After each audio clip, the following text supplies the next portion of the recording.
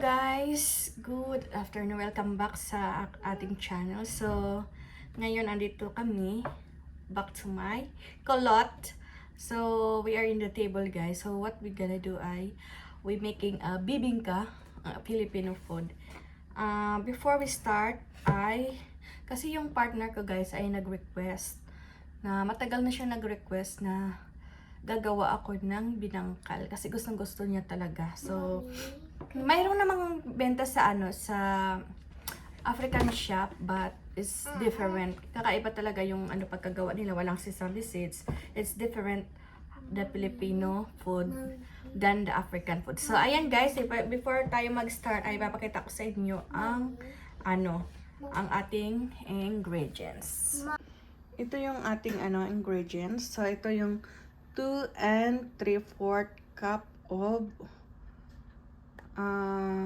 all-purpose flour, yung salt, yung cooking oil, yung baking soda at baking powder, vanilla, tapos yung brown sugar, 1 cup of brown sugar, evaporated milk, and 2 eggs.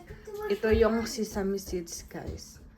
Hindi ko pa na-estimate yung na measurement yung ibang ingredients. So, ko lang, naghanda ako dito.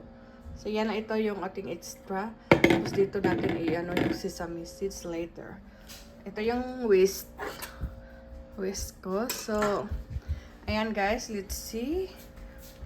Let's start. Mommy, I just washed my hands. So, ayan guys, let's start. So, ito na yung ating ating flour. And then, we mix our brown sugar. Brown sugar. Nasa side kasi yung natin, camera kasi no space. Next ay yung baking powder. I think is baking powder. Yes, baking powder. We get that. 2 teaspoon. 2 teaspoon. Just 2 only. tablespoon. What? Yeah, 2 teaspoon of baking 2 powder. spoons of baking powder, guys. Then You have to just turn it upside down, Mommy. Then you have to just cut it closer. baking soda and is half spoon guys. Yes, half spoon of baking Only soda. half. Yeah, half of baking soda. Oh, that's too much. Then Mommy, it looks like this. salt is 1/4. Just a pinch of salt. Yeah, just a pinch. That's it, just a Mahirap pinch. kasi Look, I got the mixture. Then we mix it. Mix it to Mommy. Can I mix it? I like how you mix it because it looks like making baby honey. Oh my god. Glue it there.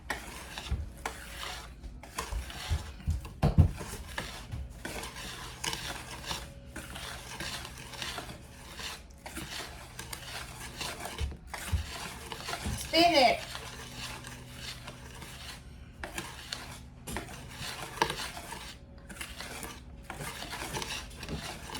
Then next ay yung naman natin, na-mix na siya. So next ay ating This. wet ingredients. Yes, wet ingredients. We have this. Ito yung, you crack the egg. Okay. Evaporated milk. Ano to guys, 2/3 of evaporated milk. Then, You have to stir. crack the egg! Here, not there, it's a plastic.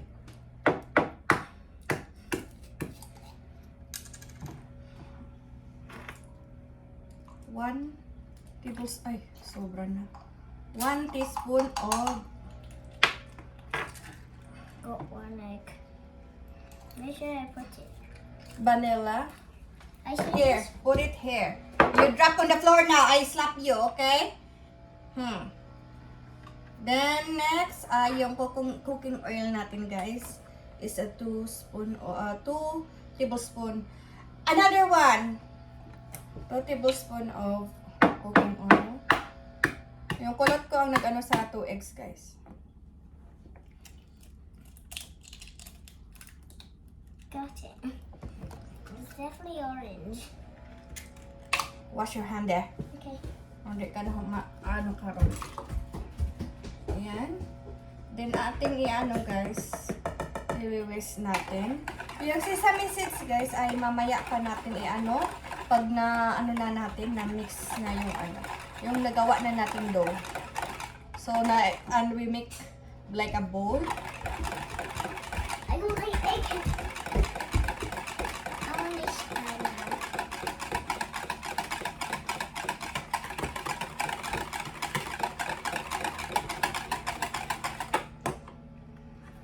Mommy, guys.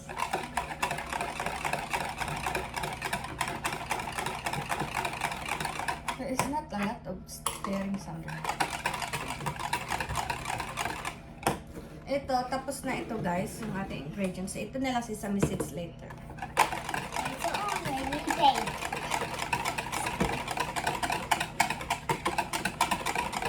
Wala kasing ano, yung space yung ano namin. Yung ano tawag nun. So, stir it.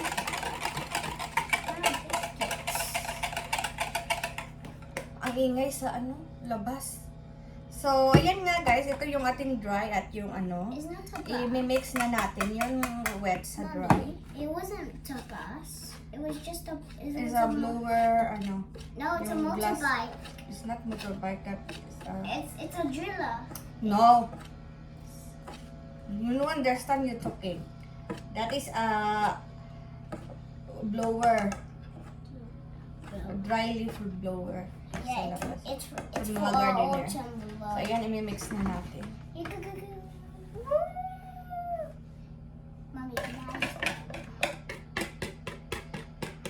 It's not needed stir Sandra because it's not same a cake.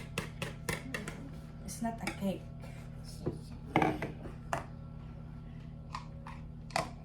Para hindi magkalat. You stir it.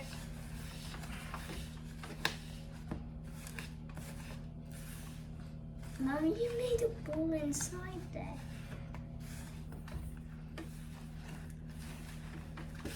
I-mix natin lahat kasi bago natin kamayin. Use our hands. Hindi kasi nasinta yung camera guys kasi walang space. Oh.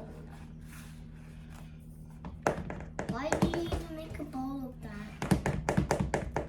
It's stuck to get out. Oh my god. It's stuck. Oh my god, it's stuck in there, stuck in there, stuck in there. It's definitely stuck in your fingers now. Ewan ko kung enough yung oil namin kung ano. That's enough oil Cook. for now. Flour in sugared fat. Fat.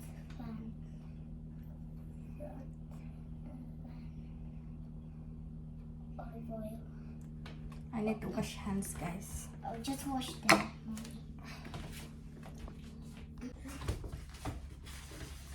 Yeah, I put some of my Oil. oil of my palm. I want to try. No, don't try. Okay. Para hindi siya mag-dip or not stick to my hands. So, Now it's sticking on your we hands. mix it. Yeah, we mixed it, guys. Ew. That's just, it looks like you're making honey. Golden honey for bears. Dikit talaga siya sa kamay.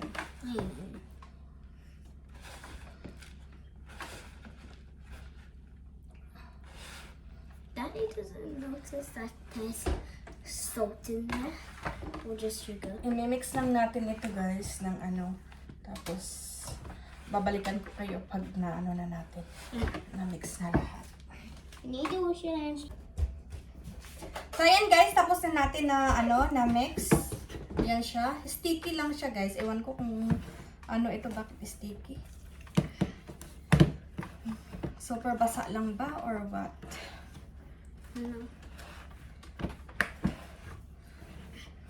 Super sticky talaga siya. Yes, super. Hindi din naman mag... Then, the sesame seeds, guys, ay... Yay! Complete this sesame. Press. Press. Ganun na pala. I-ano dito natin, hindi laban. What is it now even doing? Because that's the lid on. You haven't noticed that the lid is on. Don't even pull it more. Nakasealed sa loob. I can try to open it. Stop, lagi. Really sharp news. Ang hirap buksan. It's so hard. Tama na ako. Use the scissors then. What?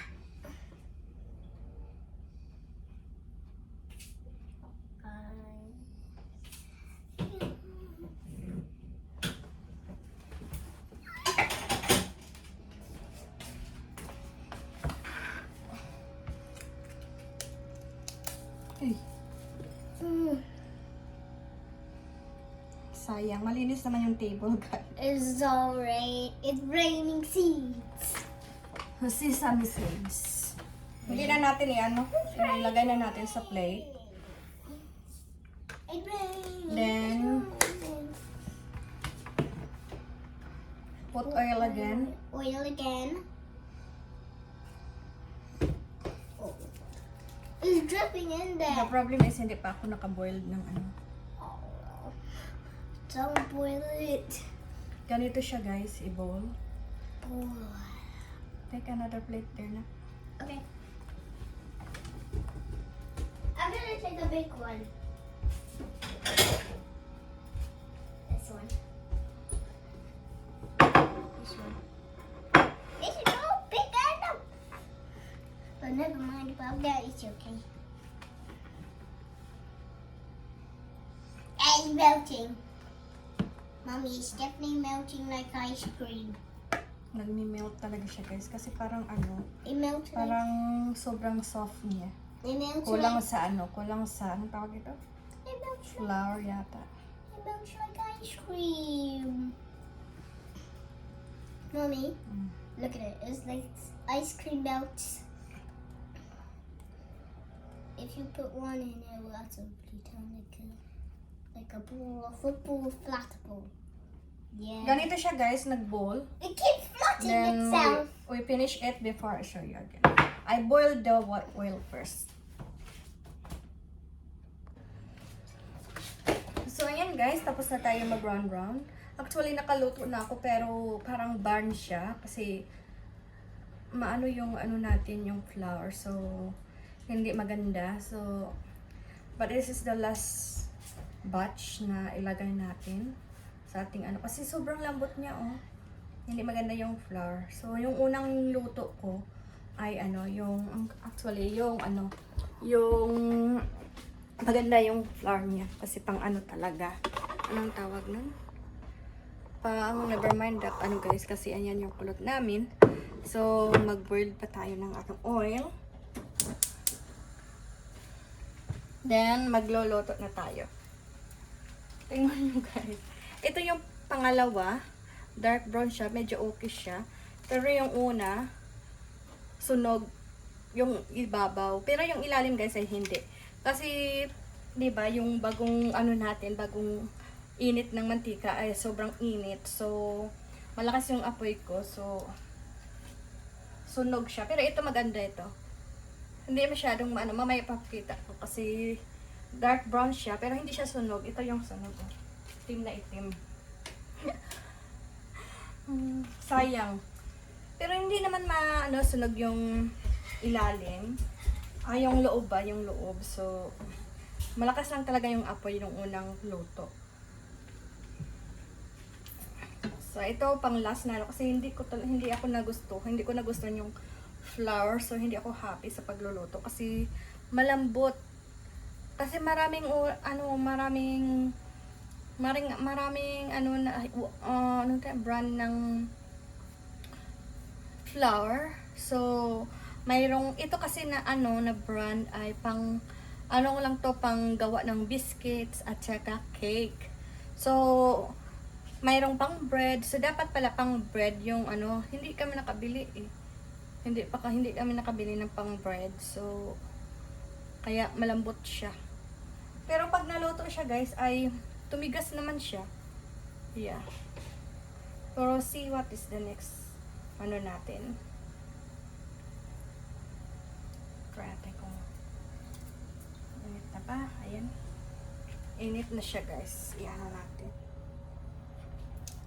Inaan lang natin yung upper guys kasi talagang bilis masunog. Ayan.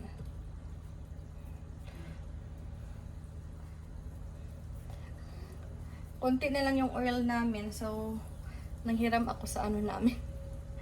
Sa roommate. Sandren? What are you doing there?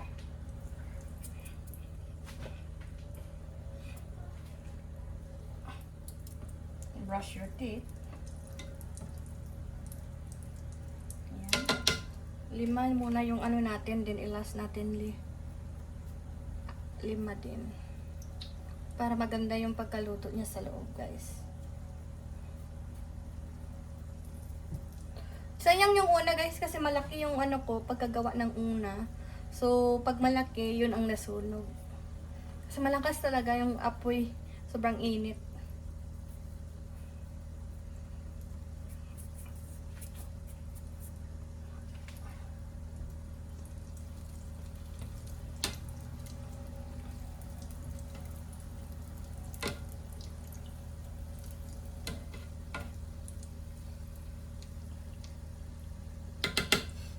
Kailangan yung baliktarin guys kasi para magpantay yung luto niya.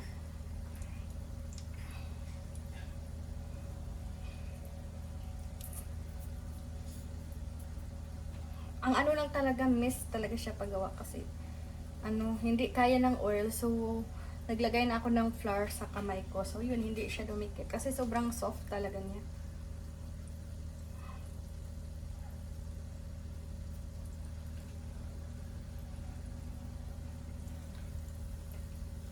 Kailangan nating ikot-ikutin guys kasi para magpantay yung luto.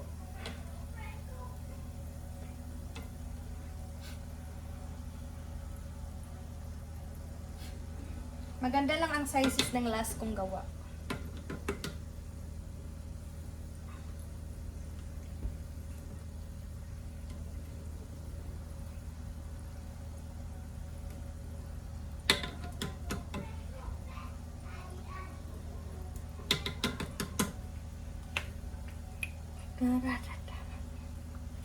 So, ito siya guys,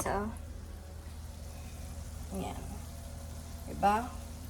Lang yung apoy, yung parang medyo, lang, yung medium heat lang siya. Kasi mainit na yung oil. So, kanina kasi nagmamadali ako. So, hindi ko hininaan. Sobrang lakas ng apoy ng pag-burl ko ng oil. Then, hindi ko hininaan yung oil. So, kaya sunog siya. So, ayun guys, papakita ko sa inyo mamaya. See you. So, ito guys, ang magandang size pagkagawa. So, yung una lang talaga ang palpak. So, tingnan nyo. Dark brown. Hindi ko alam kung ba, yung kita ba ang pagka-brown niya. Dark brown siya. Ganito talaga dapat.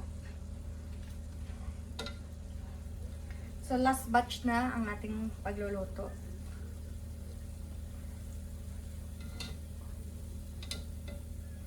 Then, papakita ko sa inyo ang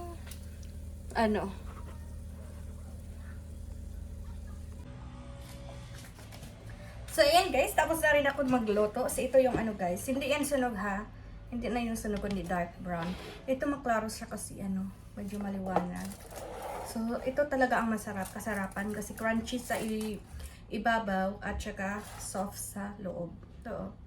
Alam ko magugustuhan ng partner ko ito. Yung first lang natin, yung first luto, first batch na luto ay sunog.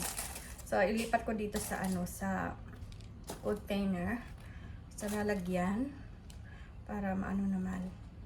Ito yung naibang shape. Yan, ganda niya. Skin. Ito na ano, nasira na Ito yung sunog, guys. Yung 6 na piraso. Yung first. Tingnan niyo. 6 na piraso ang nauna kong luto. So, sa sobrang lakas ng init ng oil at saka yung apoy ay hindi ko nakayanan na mag-control. So, ito na lang yung kalalabasan. Ang bilis talaga niya maano guys, mag-ban.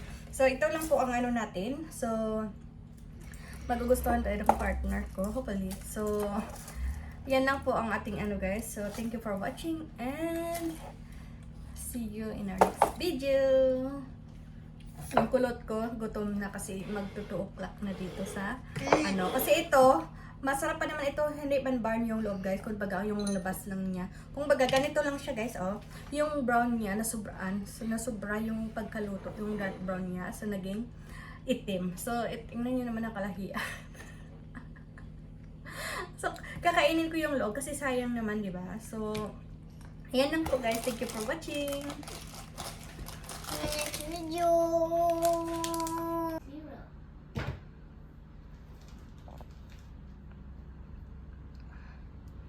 And guys, ito yung gawa ko. So, it's not a barn. So, it's a dark brown.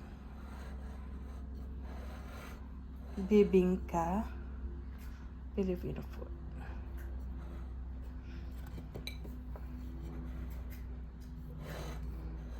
Hindi pala siya pantay. Hindi siya mamanayos.